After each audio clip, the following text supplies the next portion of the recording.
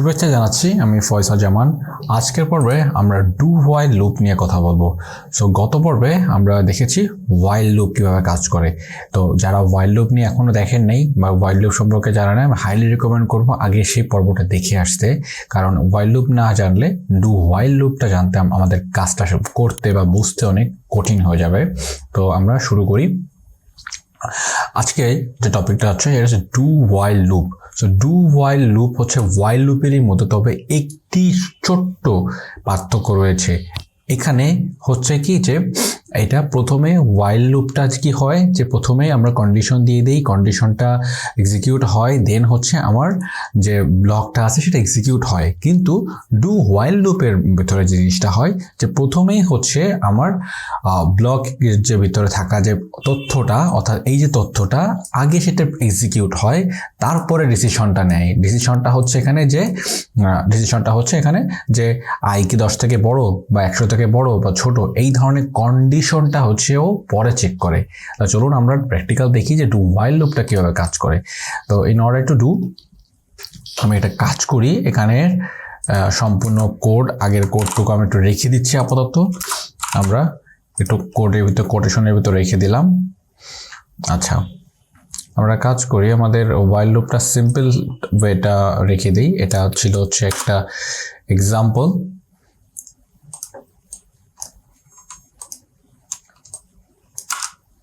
আচ্ছা, সমস্যা নেই, এটা হচ্ছে ফর লুপ, হোয়াইল লুপটা আমি কেটে ফেলেছি। ঠিক আছে, আমি দেখি। আমরা প্রথমে একটা ভ্যারিয়েবল নিব। ভ্যারিয়েবল হচ্ছে আই ইজ ইকুয়াল, আমি 0 নিলাম।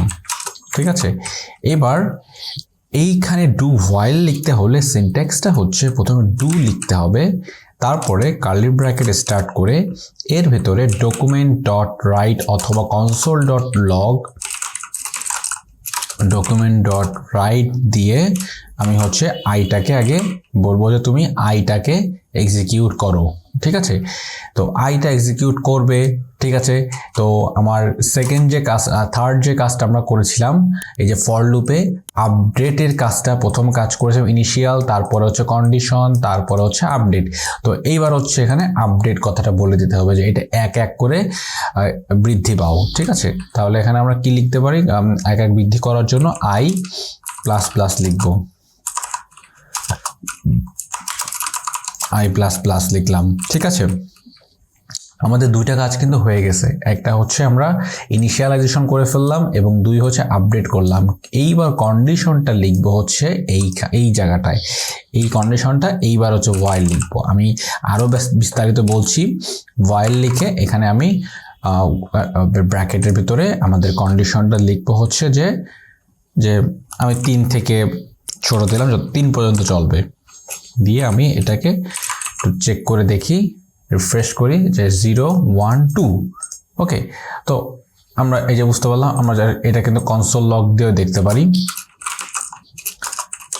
কনসোল ডট লগ দিয়ে যদি দেখি তাহলে এখানে আমাদের ইন্সপেক্ট করতে হবে, কনসোলে যেতে হবে, দেখতে পাচ্ছি 0 1 2 আমাদের 3 পর্যন্ত এসছে। তাহলে এটা দ্বারা আমরা বুঝলাম, আমি যদি আরেকটু ভেঙে বলার চেষ্টা করি যে এইটা মানে হচ্ছে যে ভ্যারিয়েবল, একটা আই নামে একটা ভ্যারিয়েবল নিয়েছি, সেটা ভ্যারিয়েবল যে কোনো নাম হতে পারে, ফয়সাল হতে পারে, কম্পিউটার হতে পারে, ল্যাপটপ হতে পারে, জাভাস্ক্রিপ্ট নাম হতে পারে, যে কোনো নাম হতে পারে। সেই নামটা আমি 0 দিয়ে স্টোর করলাম সেই শব্দের ভেতরে। আমার এই আয়ের ভেতরে আয়ের যে ভ্যালু হচ্ছে বর্তমানে 0। আচ্ছা, আমার লুপটা হচ্ছে ডু।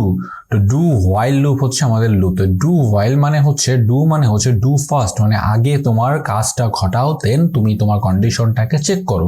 আচ্ছা, এবার ডু হলে প্রথমে কি হচ্ছে, কনসোল ডট লগ এর ভিতরে আইটাকে আগে এক্সিকিউট করলো, সেটা হচ্ছে 0। তাহলে 0 কি এই পর্যন্ত ও আসলো, বা নেক্সট স্টেপে যাওয়ার পর দেখলো যে ওরে ইনক্রিমেন্ট অপারেটর দিয়ে এখানে বেঁধে দেওয়া হয়েছে, অর্থাৎ ও 1 করে বাড়ার কথা বলা হচ্ছে। তার মানে ঠিক আছে, ও বুঝতে পারলো যে হ্যাঁ আমাকে তো 1 করে বাড়তে হবে।